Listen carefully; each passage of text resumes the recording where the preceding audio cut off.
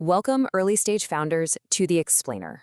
Look, if you're sitting there right now staring at this fantastic piece of software you just built, but you have zero marketing budget and, let's be honest, absolutely no marketing team to speak of, yeah, we know that pain. But you are in exactly the right place. Today, I'm going to walk you through a complete playbook for sustainable compounding growth. We're going to break down exactly how you can turn your very own users into a self-sustaining growth engine. And just to prove to you that this methodology actually works in the real world, let's look at this number. $20 million. That is the annual recurring revenue, or ARR, achieved by an AI startup called Opus Clip. And get this, they didn't do it with some massive, expensive Super Bowl ad campaign. No way. They did it by engineering an incredibly smart growth loop. Okay, let's dive into this timeline because it is frankly absurd. Opus Clip started with just 200 beta users. That's it. There was no massive PR push, but within 14 days of launch, they hit $1 million in ARR. Fast forward just 18 months, and they absolutely smashed that $20 million ARR mark. We're talking about scaling up to 10 million users and reaching a $215 million valuation, almost entirely off the back of the strategies we're about to decode right now. So, here is your syllabus for today. First up, product-led growth and watermarks. Second, the creator flywheel effect. Third, editorial ads versus raw tutorials. And fourth, reverse engineering competitor traffic. Section 1, product-led growth and watermarks. If you take absolutely nothing else away from this explainer today, remember this. Your software should serve as its own marketing agency. Literally. Here's the exact user-generated loop Opus Clip used to pull that off.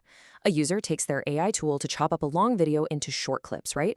When they post that clip to social media, there's a little watermark at the bottom reading, Made with Opus Clip.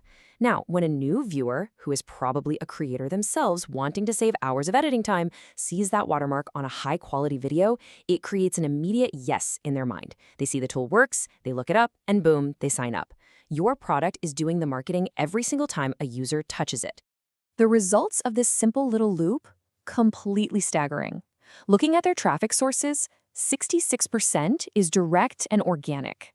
That means people are literally typing the website directly into their browser. Another 22% is organic search. Put that together and a massive 88% of their traffic comes from people actively looking for them.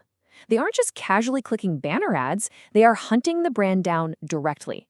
So, the crucial point is that this combination of direct and organic traffic isn't just some basic vanity web metric. It's what we call a trust statistic.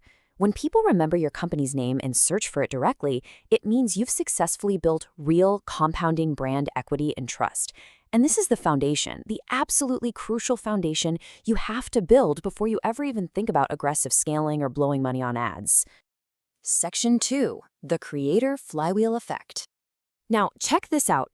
Overall, social media traffic only accounted for about 5% of Opus Clip's total web visits. At first glance, you'd probably think, well, social media didn't really matter. But the secret to their explosive organic trust lies entirely in the specific source of that 5%. Of that tiny social traffic pie, a massive 63% came specifically from YouTube. Not Twitter, not TikTok, YouTube. Now, what's really interesting about this is the obvious contradiction. I mean, think about it. Why on earth did a tool explicitly designed for making short-form clips rely so heavily on a platform literally known for long-form content? Take a second to just think about the logic there. Well, the answer is the creator flywheel. Opus Clip is a tool that massively benefits long-form creators who desperately need to make short clips without spending, 10 hours editing. So those long-form creators use the tool, and then they naturally talked about it in their long-form YouTube videos, literally showing the software right there in their workflow. Another creator watches that tutorial, signs up, uses the tool, their output carries the watermark, and the whole cycle just feeds itself. Their users became an active, completely self-sustaining marketing channel.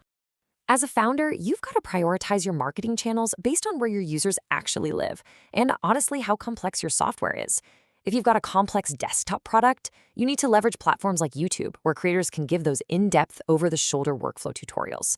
But if you have a simple, straightforward mobile app or a basic SaaS, you don't need a 10-minute video. You just need the quick, snappy translation of a short-form platform like TikTok. always match your channel to your product's complexity. Let's move to section 3 and see how this builds. Editorial ads versus raw tutorials. Okay, so once your organic flywheel is actually spinning and you've built that trust, how do you actually scale it up? The recommended sequence is always this. Start with organic, then move to creator and influencer partnerships, and only then do you scale up with paid ads. And when you finally do hit that paid ad stage, here's your clear-cut heuristic for what actually converts. You want to use unpolished, raw, user-generated content, or UGC, tutorials for your top-of-funnel awareness. It feels authentic, it's real, and it grabs new prospects who have never even heard of you. But for retargeting the folks who already know your brand, switch to slick text or video editorial ads. Basically, raw content to capture, polished content to close. Section 4. Reverse engineer competitor traffic. All right, I'm pivoting directly to you now because it is time for a homework assignment. Everything we've looked at today regarding marketing channels, it is all public data if you just know where to look. So here is your step-by-step checklist to evaluate your competitors in literally 15 minutes. Step 1, pull up your competitors on an analysis platform like SimilarWeb.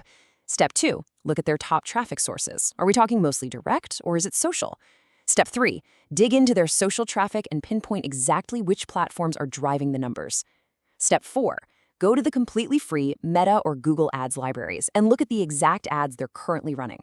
And finally, Step 5, emulate their sequence. Find what is already working for them and adapt it for your own product. And this brilliantly illustrates the era we're living in right now.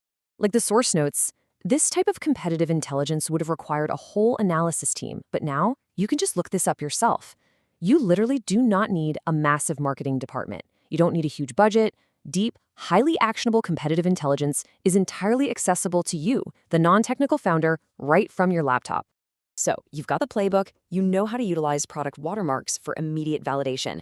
You know how to match your product's complexity to the right social platform to spin up a creator flywheel. And you know exactly how to scale from raw organic tutorials to polished editorial ads. The only question left for you is, whose traffic are you going to reverse engineer first? Get out there, start analyzing, and build your growth engine. Thanks for joining me on this explainer, and I'll catch you on the next one.